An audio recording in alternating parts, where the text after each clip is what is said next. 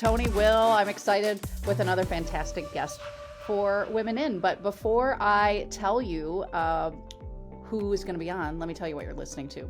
Women In is a podcast that celebrates women and the individuals in their lives who are lifting them up. You will hear from all kinds of super cool people in my life, and they're going to share their stories to inspire others to support all the extraordinary women around them.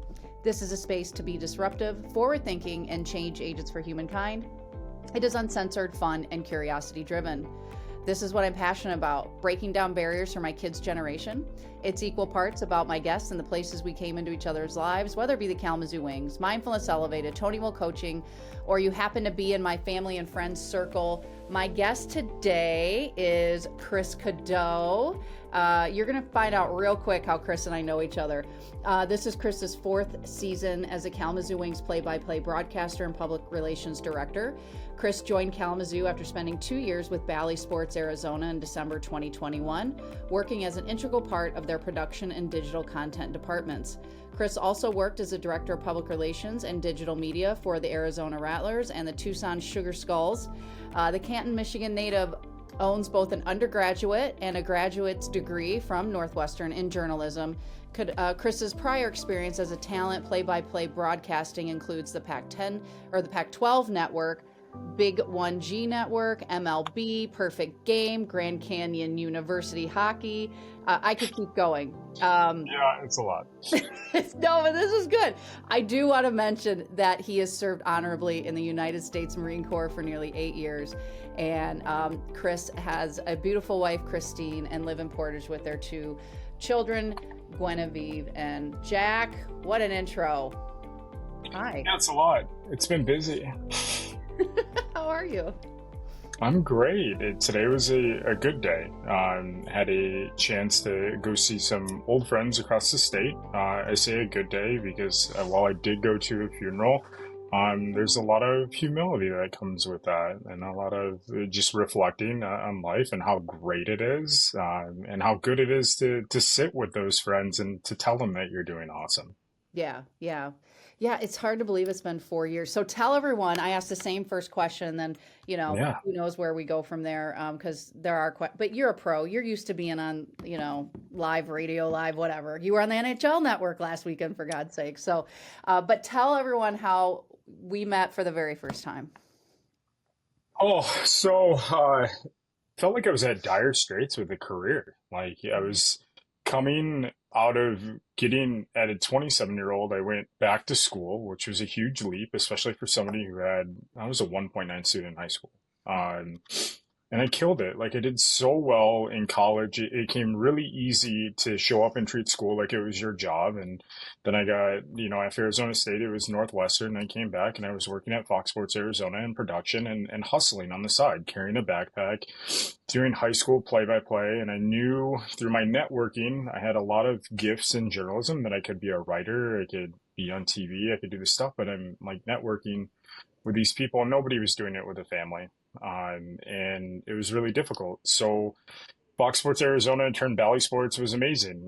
It allowed me to rub shoulders and just watch and see. And then it came to sitting down with my wife after after COVID, I was one of 500 layoffs.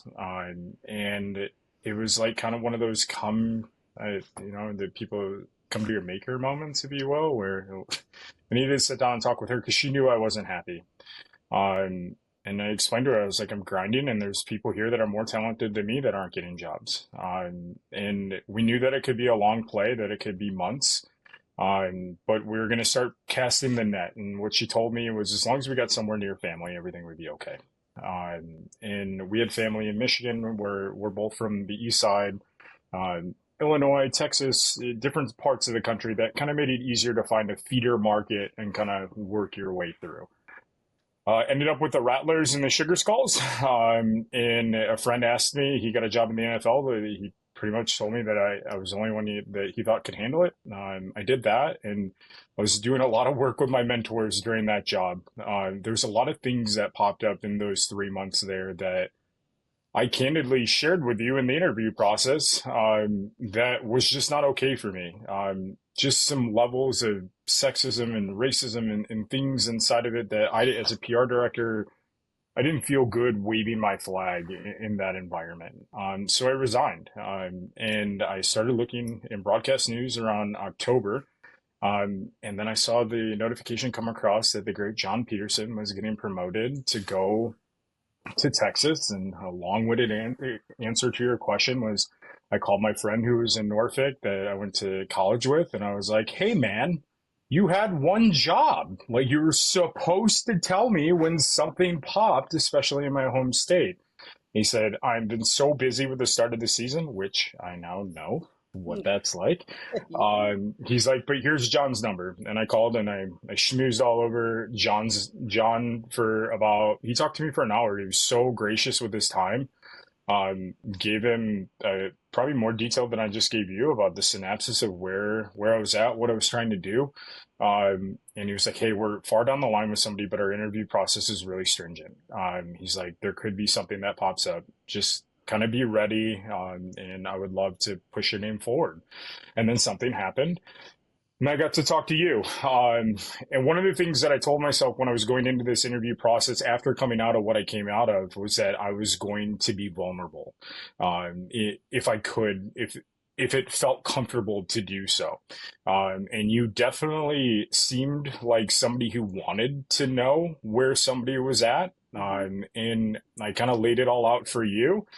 And then we marched down that process. And then now it's been a dream job. I've been able to really flex in a way that allows kind of you to be bumper pads on the bowling alley, and then champion the things that I'm really proud of. So that's how we met, and it's been a mentorship ever since. Yeah, and it is hard to believe it's been over 3 years now. But what tell everyone what this is the role that I hire for. That is the most coveted. Like there are, so there's one. Like when you think about how many professional hockey teams are there now in the U.S., it's like under I 100. mean, we have 29. There's 30 plus above us, and then 30 plus above it. I mean, you're talking, yeah, close to right around 90, give or take, what's going on in the year. Yeah, so 90 of those jobs. That's it in all of hockey in all of the US and Canada, right? That's it. So I get inundated, and this was the fourth time I'd Mhm. hired for this position, but I'm really honest because there is the sexy factor of being the voice of, and in this case, it's the Kalamazoo Wings. But I was very honest with you. What do you remember me saying to you about the job? So, Chris, I'm going to tell you that this is 90% PR and this is 10% broadcasting. And I'm going to be very blunt with you, if you try to make it more percentage the other way, then chances are you're not going to be with us very long. Yeah, And that the was huge. the hours though too. I was like, this Mhm. is a hard job. It is a hard, like, to for my listeners to understand how hard this job is in minor league sports, because Chris wears two hats and he travels with the team. So he's not only working, he reports to me, but dotted line to our head coach. So he's got responsibilities, what we call upstairs and downstairs. And the upstairs is the front office and the downstairs is the locker room. So there's a lot to balance there, right? The Yeah. business and the hockey ops, and you are the bridge between us. And I do want to note that if you're listening to Chris and I's interviewed Joel Martin. I interviewed him on this podcast. So if you want to listen to that, and I also interviewed John Peterson as well. So you can kind of hear from those perspectives in the world of hockey too. But how have you found that, Chris? Like how challenging this role can be in minor league sports? I think it comes at you in different waves. I think at different stages of where I've been at in my development process, different things have challenged me in ways that may not have challenged me a year prior or before that. And that's being honest. I've found that one of the things that is most important throughout this process, we've already talked about vulnerability off the top, but the communication aspect, it seems pretty hand in hand, right? Like you're a broadcaster, PR, communication. But where am I at? And how am I doing with said situation? And I think having that open line of communication between the two of us has allowed me to, and with Joel as well, has allowed me to navigate different stress points throughout, to know that if I'm feeling a certain way about pressing play in a certain direction, that at any time I can reach out to these different touch points just to make sure that the thinking's in line. Because you touched on it, I mean, it can be 90-hour weeks. It can be stretched together where if you do the sad math, you're like, I've worked 85 of 92 days. And that doesn't mean 8-hour days, 12-hour days inside of those, but that does mean that you're touching a piece of work for a few hours a day inside of that. So having that communication of where am I at and how am I feeling and being honest with myself can be vital, because if you don't, you can end up in situations where the type of person you don't want to be, which was what all my mentors told me before stepping into this role, is like, no matter what, he's like, it sounds great to be sunshine and rainbows all the time, but whatever you do, you can't be an asshole. Yeah. Because if you are, you'll have some leeway, but if you are consistently on that level, you're not going to have a job in sports very long. Yeah. So it's helped to be able to have leaders and people who are not just leaders, but also extended family members, because we work so hard together to understand where you're at, and then being vulnerable throughout to be like, hey, maybe you need to take a seat for a little bit. Maybe you need to go take a nap, or maybe, you need a day. Like, when's the last time you had a day? And I have that here. So it's helped immensely. I like what you said, sad math. No, tell, it's sad, man. tell everyone what sad math is in case they've never heard of this. But in your world, what is sad Yeah. math? So sad math is two things. It's adding up your hours and days and putting it together and trying to measure it up against other people who haven't made the commitment that you made and that I made. I like to stay on myself. That I made a commitment when I took this job. I made a commitment when I joined the military. I made commitments to my family. So sad math to me is two things. One, if you add up the number of days you're working, or if you do hourly math with your salary, that is sad math that you should not do if you are working towards a goal, because then you start. The one thing that's helped me immensely throughout this process of growing is the ego starts to get involved. I've read a lot of books on keeping your ego in check.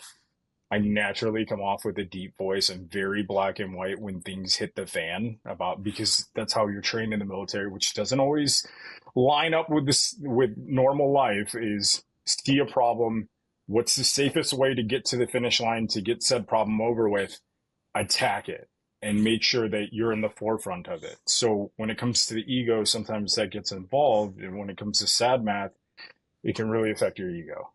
Yeah. Yeah, it really can. I love that. So this is great because people are learning like what the heck sad math is. And you and I've had conversations. I'm like, don't do that math, Chris. Do not Mm-hmm. do that math. Because it's all about the goal, right? If you look at the goal and just eye on that prize, but in that prize, I call it the golden carrot. It could be way out there. I mean, Mm-hmm. like it could be like this big because it's so far out there. But so what is that golden carrot for you? What would you say that is? I mean, I love the idea of having a goal and having a picture in front of you, right? And something that you look at. Mine is, it doesn't have to be in the Detroit Red Wings booth. And it doesn't have to be in hockey, but that's what I look at. Mhm. I come from a family that is generationally hockey fans. My grandfather had a production line autograph photo next to his chair growing up. These are things that I were sports in general were instilled in me that kind of led to Marine Corps service and the team. And when we look at my past life or my life in general, from coming from a broken home, of being divorced, and then when you played sports, you excelled at it, and it was the only place where all the noise quieted. And then Tony also knows I'm in recovery. I've been sober for 12 years. So when I got down to business in recovery for the years that I was actively a part of it, which was 7 to 8 years of the 12 years, um, when I got vulnerable and explained it, we sorted through with my mentors where the line was for me that I felt safest and where I felt like I could thrive. So that was having a goal. And before, it was baby steps. Let's get a degree and let's do this and let's do that. Um, but for me, that's where the pinnacle of like what I want to do. I want to say I had the goal. I went and I worked really hard for it. And I'm here, I'm extremely grateful, and then using the platform to give back. And throughout the spectrum of this ride, whether it's in recovery and having mentees that I'm still active with and these things, giving back has been kind of that catalyst where you have people who tell you you kind of are living life like you have a rocket strapped to your ass. And that's quite frankly because I feel like the more you fill up your karma bucket, the more it'll overflow on the other side. So yeah, my goal is to be in that position, but I also understand that there's so many routes along the way, and we talked about this in my interview. Is that with the family unit at home and the amazing pillar that I have of my wife, there's a lot of communication along the way where we check in with each other and we see how things are going with this spectrum. And right now it's been going really good, so it's still on track. And then there's the other piece of it is that in order to visualize it, you have to see it. So I networking at my age, and that's what I found was my strength in college and the way that I could connect. Every job I've got has come from my network, not cold applying and then working your way through a system. It's been knowing somebody who can vouch for who you are as a person and then getting a chance to get into that meeting and actually have that conversation. A couple weeks ago, yearly, when I have breaks in the schedule, I try to get over working for Bally Sports, which is now FanDuel. I have friends, close friends that are like lead producer for the Red Wings. So I can go and be like, hey, I got this off day. Is it cool if I come down and shadow? And he'll be like, sweet. And he'll put me right next to Ken Daniels, right next to Mickey Redmond. And I can sit there with a headset on and I can visualize it and see it. So that way, all the sad math makes sense in the long run of what you are working towards and why it's worth it. Yeah. You mentioned so many great things. I want to that we're going to touch on, but I want to, and we'll get to the women in your life. And we've talked Yeah. about Christine a little bit too, but mentorship. Let's talk about this because Yeah. so mentorship has been really important to you for you in your development and your mentoring as well. So tell me why mentorship is so important. How many mentors would you say you've had thus far in your career, if you would ballpark it? I mean, give or take at any time, 20, 25. Jesus, you're like, you need an award for men. Okay. I mean, close mentors, I would say there's 5 or 6 that I can call at any time. But I have check-ins, like you're religious about your calendar. Yes. I mean, the one thing that I'm religious about on my calendar is I put things like when I think about people, I put them in my calendar to make sure that I'm checking in with them quarterly to ensure for 2 things. One is selfish. Like, let's talk about the selfish thing right off the bat. I never know when there's a time that said person has impacted my life and they may be there for me for my career growth. The second part is that my relationships with people are never superficial. I want to know family. I want to know how you're doing. I want to know how these people are doing. So it's important to me that I check in. The core 6 are spread out. Now, I lost one recently, which has been detrimental to the process because you want to share these wins with them, right? You want to hear you. They're just such a huge part of my growth. But overall, there's 5 to 6 people that I can check in with at any time that will call me back within 4 hours of a text or a phone call that I can bounce through and level with. Yeah. And which is huge because I mean, you do this quite often when I say, hey, we're dealing with X, Y, and Z. And we just were coming out of something like that recently. And I said, and you were like, all right. And you went right to those people and got us some insight because I didn't know how I wanted to handle it. And so There's just so many tools for the toolbox, Tony. Like there's things that aren't going to resonate with the situation, but people immediately are like, oh, this person's going to have the answer, right? And the truth is that like there may be a sprinkle of good stuff from that one person you're into, but if you have a plethora of people that you can bounce ideas from, there's a reason why each of us individually are champions in what we do. Like there is. And our thinking and our heart usually is in the right place if it's not super emotional. But if you can take this information, boil it down, and then do what's best for myself in that situation or yourself in that situation, it comes from more of a natural place. And then when it just blows up in your face, you have no one else to blame but yourself. And Yes. in leadership, truly, I believe the three biggest words are that's my bad. Like being able to own up and being like, that's my fault instead of, because there's action involved with that. Hmm. If you can't take responsibility for something that's your own, then and you blame other people, when it's other people's fault, there's usually no action behind it. But if I can find a way to be like, that was my decision, I did that, then I can take action. And those Yeah. mentors help me to that. Yeah. No, my three big words, which you know, because you sat in my TED talk and you worked for me. So you know what my three words are. I trust you. Right. Mm-hmm. And I say that, like, I trust you, just go. I trust you. Great. Cool. And like, I try and I macro manage. I try not to get on the weeds on stuff unless we really need to in certain. Which I think you've realized that like I trust you can make people feel uncomfortable, but you also want like I want the people that work under me to feel some level of being uncomfortable Mhm. because then when rubber meets the road and I can't be there to answer that for them, I know that they're going to make a sound decision. Yeah, I mean, and that's where I mean, it's cliches are cliches for a reason because that's where the growth is on the other side of the discomfort. So it's like just make a Mhm. decision and then make it the right one, right? So I do trust my crew, and there's always ways to unfuck something if it doesn't work. So Yeah, I think the one thing you've taught me, I mean, in a world that we need to take action immediately, and especially coming from higher level to lower level, is that it's okay to take a breath yeah, and that like the world's not going to end if you don't jump on top of this right now. And that mentality has helped me to allow you to be in a space to make a sound decision around it too. And then I mean, nothing's really blown up terribly, so I think we're good. we're good. We've managed some interesting stuff together. One more question on the mentoring. Yeah. I got asked this question, and I think, because you've had so many mentors in and out of your life, how did you go about asking? Like, if you were to give someone advice that's listening to this podcast, how would you tell them to go about asking for a mentor? What have you found to be successful? In a profession and in a world where my mouth usually never stops running, I listen. And listening is a huge part about finding a mentor.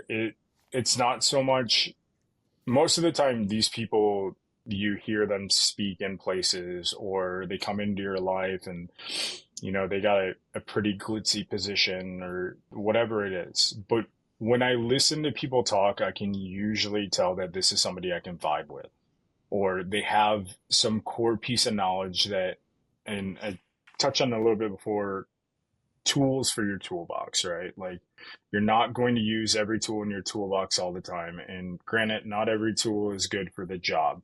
But when I hear somebody talk about going through adversity, and I can relate to adversity and any type of survivor mentality in these things because I've lived it, when I hear them talk about a tool that maybe I've never thought about using in those situations, and that goes to a lot of the women in my life, listening to these ways that they navigate with grace through these situations that I would want to be a bull in a china shop through. I hear those pieces, and then it comes down to confidence. I believe I have confidence in knowing that everybody puts their pants on the same way. And I'm going to be patient after they're done talking or whatever they're doing. And I'm going to walk right up to them face to face. I'm going to shake their hand. I'm going to tell them a piece of what I listened to and what I heard and how it resonated with me and how I want to continue the conversation. Not everybody's in a space to continue that conversation immediately. And I think that's the one thing that us younger individuals that are growing have a hard time with. So then that marker with mentors where I have the same thing and I teach my interns this here too, where it's a 72-hour rule, a 1 week rule, and a 3 week rule where I will touch base in 72 hours. If I hear nothing, I'll wait a week. And then within 2 to 3 weeks, I'll reach out again. If that person doesn't connect with me in that period of time, I understand that their life may not be vibing with my life at that time.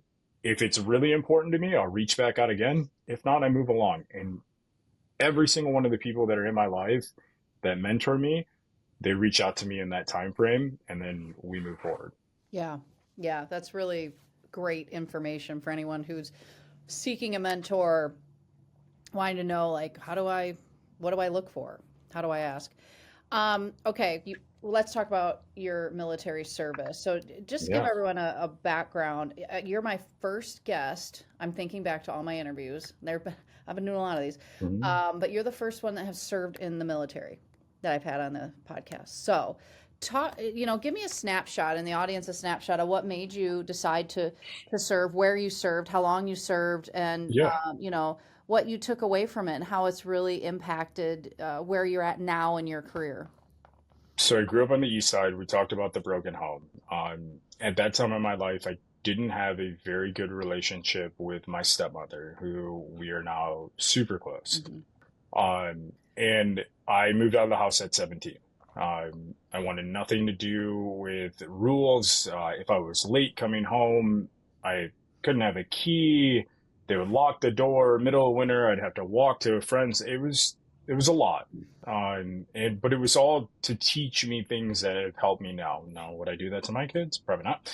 But there was a lot that I learned from that, and I was also making bad choices. Whether it was, I was a I mean, in my own right, I was a stud baseball player. I was really good at playing baseball. It was my sport. It was something that I always excelled in, but I never could pull together grades because I was too worried about the other crowd. When I was in season, that was fine. When I was out of the season, I was smoking dope and running around and doing whatever I could. Now, a lot of therapy on the backside has taught me that I was trying to quiet the noise. I was trying to find a way to cope with whatever that situation was that I wasn't getting at, blah, blah, blah, blah. So I moved out. The apartment that me and the friend got turned into the party apartment. Uh, Everybody was going to jail. I ended up getting arrested for driving on a suspended license because I didn't pay my ticket. And then they made a mistake. I ended up staying in a county jail for like 7 or 8 days, where they like essentially lost me in the system. I went in front of the judge. They're like, "Oh, we're so sorry. Um, your fines are good. We're going to expunge this." And then I was stuck in Oakland County when I lived in Canton, Michigan, and I had to find my way home. That was it for me. At that point, I called my mom. My parents were divorced. My mom and I had a friend relationship where she loved me, but the divorce, there was a lot of separation, but she was always there for me when I needed to talk. I sat her down. We went out, we talked, and I was like, "Listen, if I don't leave right now, I have a feeling that, all my friends were going to college, and all my people that were close to me at the time, they would always tell you, like, you have so much potential. Like, I knew that there was a lot of backing behind who I was as a person. I just couldn't separate the bad decisions and the crowd that I was with this. And I just told her, I was like, I think I'm either going to end up in jail, or I don't know how worse this is going to get. And at that time, my mom, amazing. Now I had to pay back all the money, which was great. And it taught me a lot. But we scrummed up money from family, and they told her the plan that I wanted to go into the military. I moved out of the apartment, and then I went and lived with my grandmother until the time had passed enough where you had involvement with court that I could go into the military. And I did. And it didn't mean all the problems were over. I still had, that crowd, and the decisions that I made still affected me later in life. But for me, that was a giant step forward. My grandmother, who's 94 and still here, for her to allow me to live in her basement at 18 or 19 at that point, to my mother, who believed in me and wanted to see me see this through. It allowed me to sit in the recruiter's office. And now this is 2006.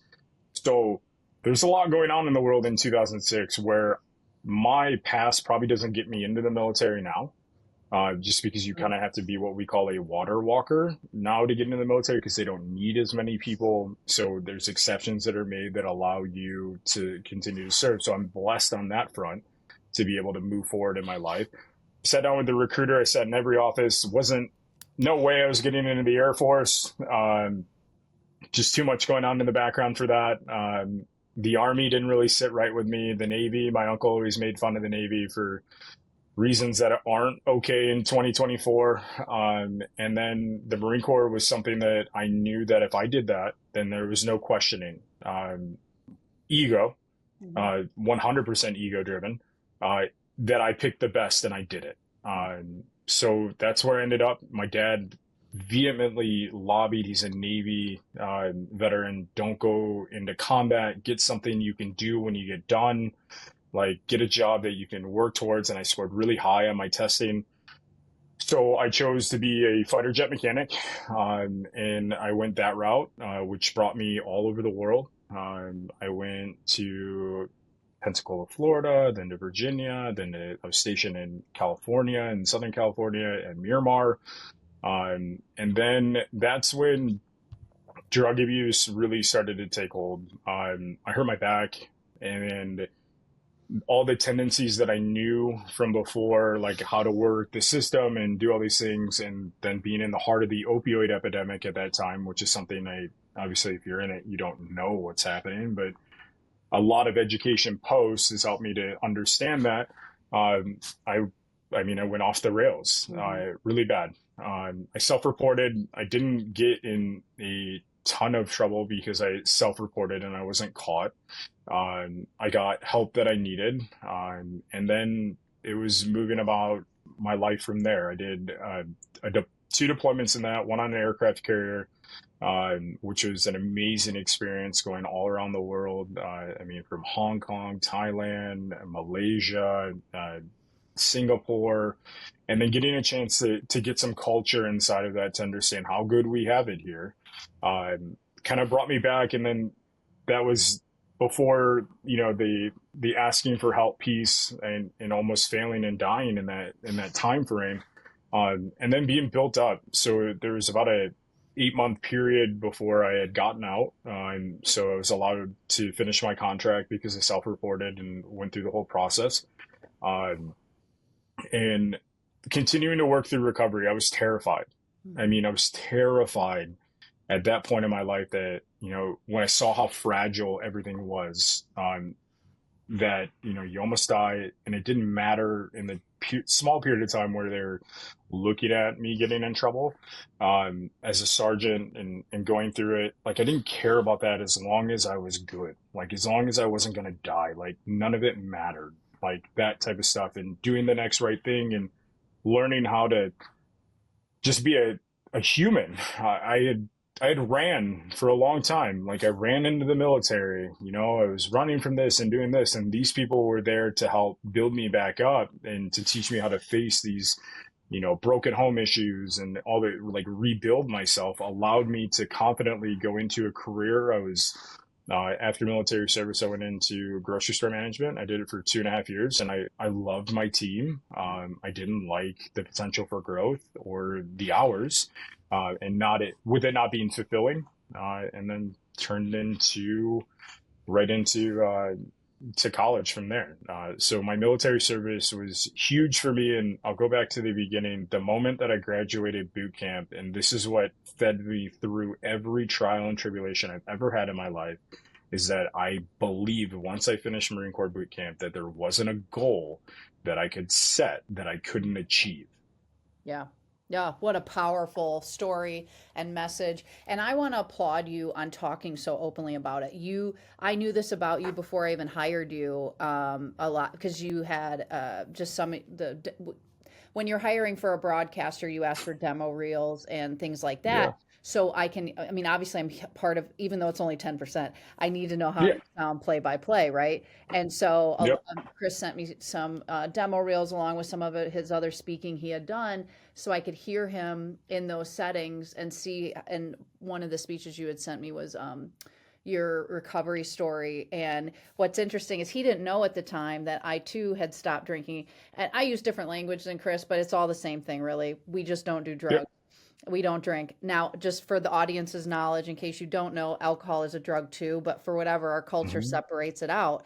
And so he and I both don't drink. And then, of course, our head coach doesn't either. Joel talked about that openly on my podcast too. So we have this nice little tribe here Hmm. of people that don't. And we also are surrounded by people that do, but it's okay. Like, we're people like you and I and Joel, we're normalizing it. And you are like way ahead of the curve because it's been 12 years for you where that Hmm. sober curious movement it wasn't quite taking shape.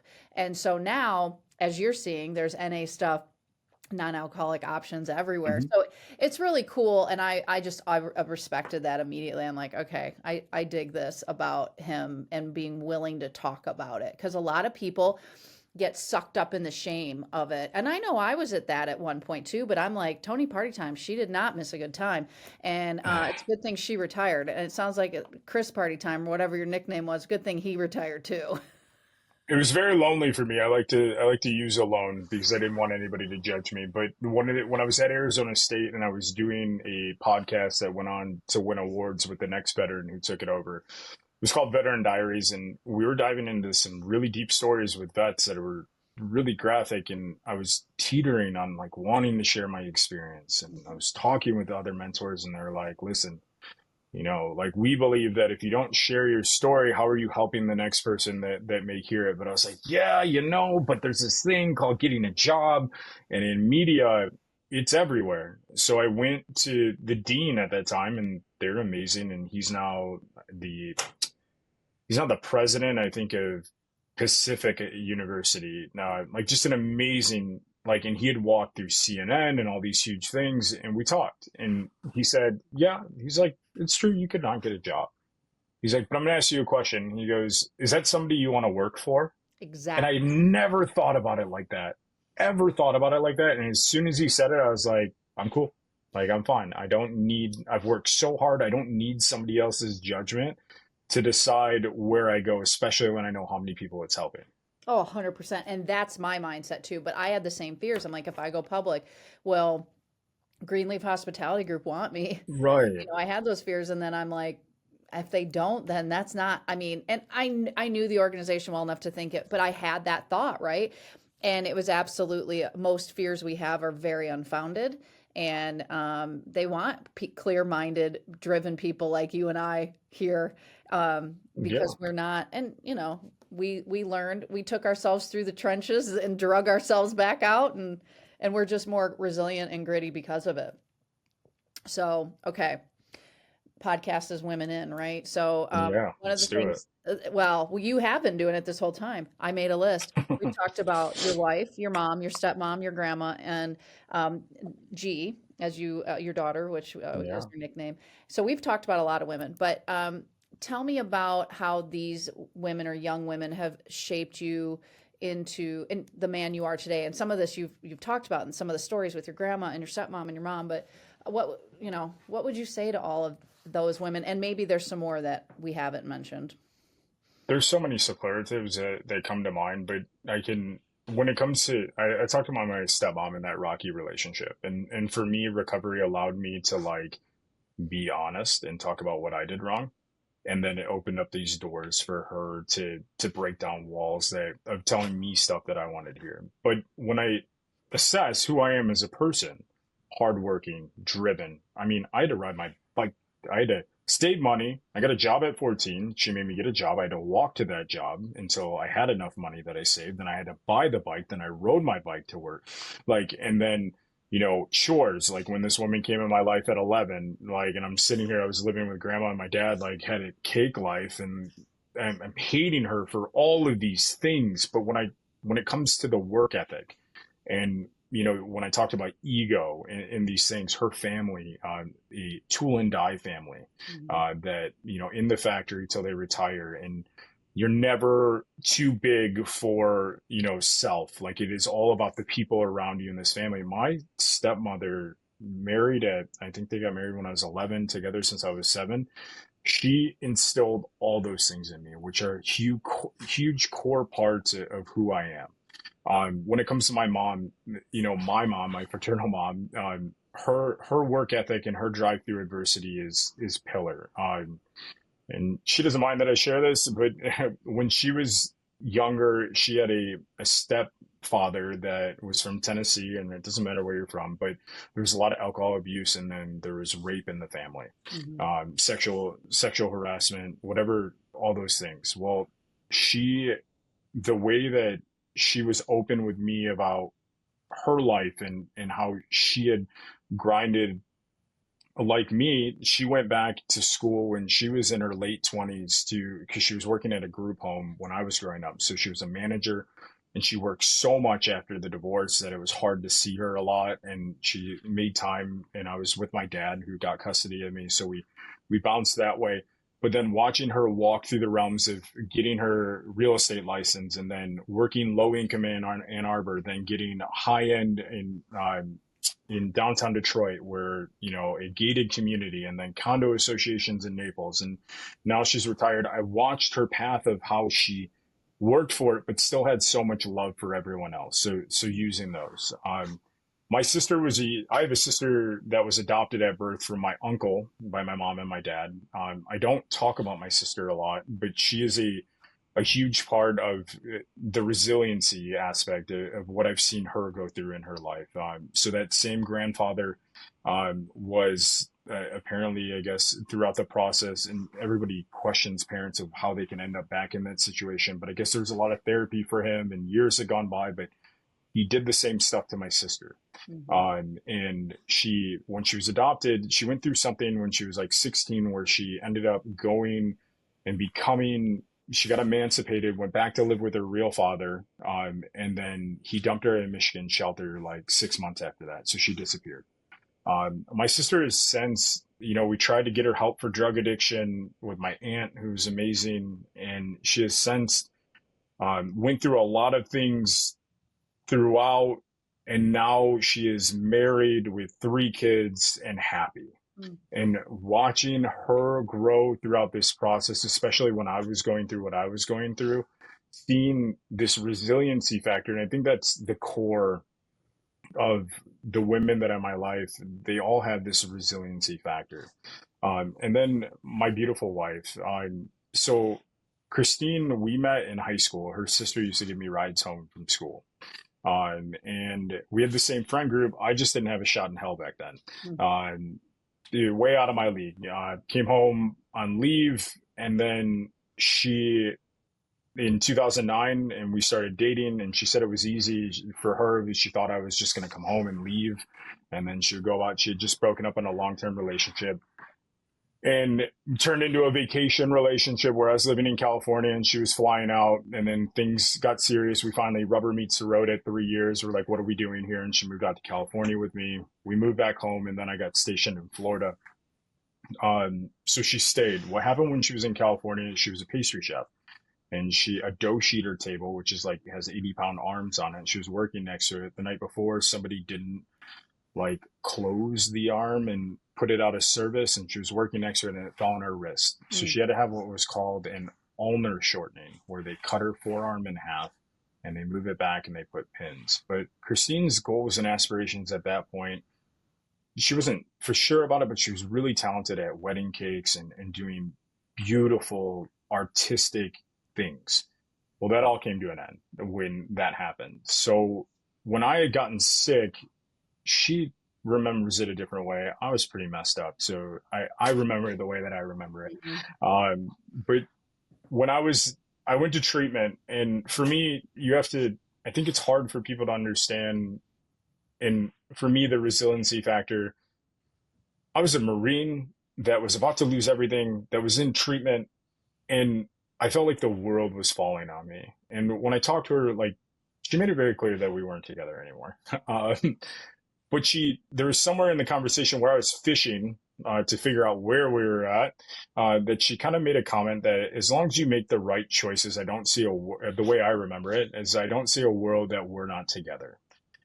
Which in that moment, after sitting in these classes and they're telling you that you look to your left, look to your right, there's a whole room of people. They're like, 2 of you aren't going to make it, and all these things, that my wife throughout this entire process for me has been a champion of support to believe in my goals and my aspirations, and somebody there that I can communicate throughout. No, it's not always perfect, and I'm not the best communicator. But when it comes to the way that she's been a part of my life, it has been just pillared to know that no matter what's going on, and Tony and I have talked about this, is that when you're mad at work, it's important to have somebody that you can talk to about these things, so you're not talking about it at work, and these things. But Chrissy has been through all the trials and tribulations. At a year sober, I proposed to her.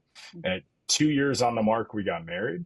And now we've been married since 2014 and together since 2009. So that's been huge. And then my daughter. When I found out I was going to be a girl dad, I mean, obviously, the ego wants to have a boy, right? Like, you want to be. My dad even whispered in my ear, and he was like, "Hey, you're the last one with the name." Like, so that was a lot of pressure.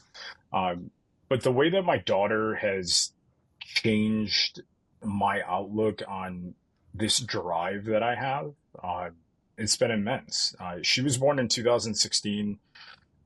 In August, I went back to school just before that a few weeks before that.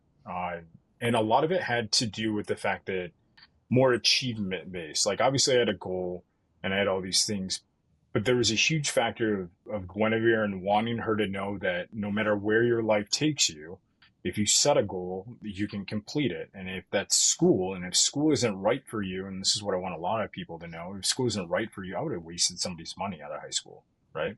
Yeah. If it's not right for you, there is a time in your life that it could be right for you. And I hear so many people saying, like, oh, I was awful in high school. I would just, like, no, like, that's not the case. I treated it like my job, and I was an honor roll student. I had a 1.9 in high school, right? So for G, I just wanted her to be able to see that, when we look back on this, is that whether it's the drug addiction, whether it's, the broken home, whether it's this or that, I want her to know that no matter what happens in her life, if she sets a goal, she can complete it, and that she has somebody in her background, like her mom and her dad, that have been through it, that can help support her to get there.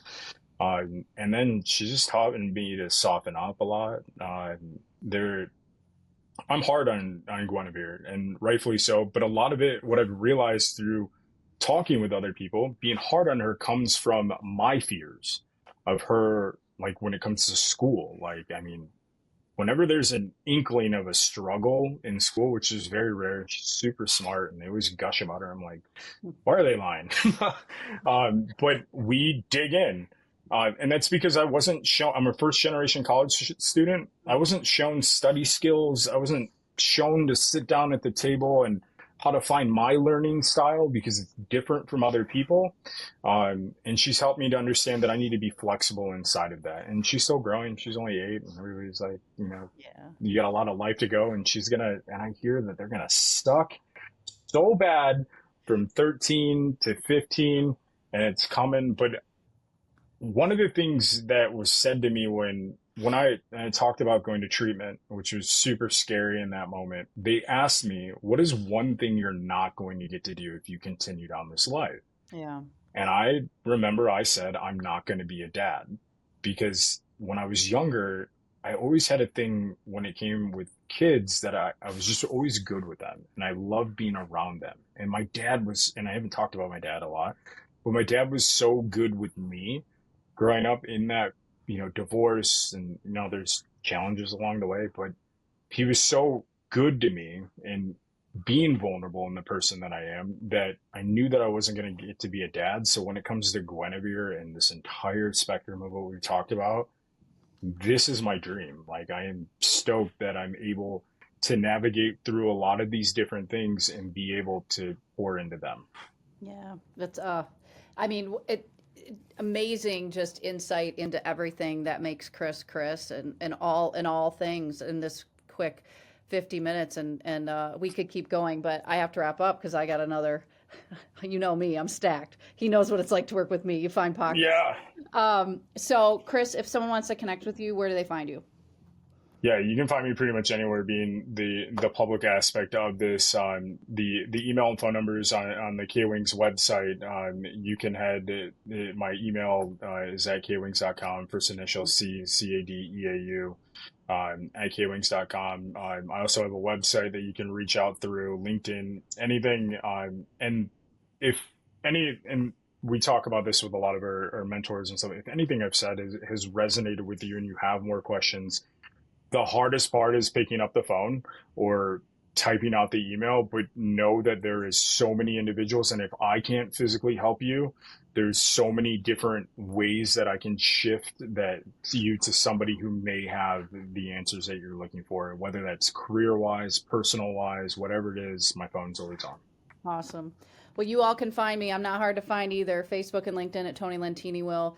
Kwings.com if you want to connect with me on the hockey side. And then I'm on Instagram at I'm Tony Will. So I got to roll. So thanks, Chris. And until Thanks next for time. having me, Tony. I appreciate it.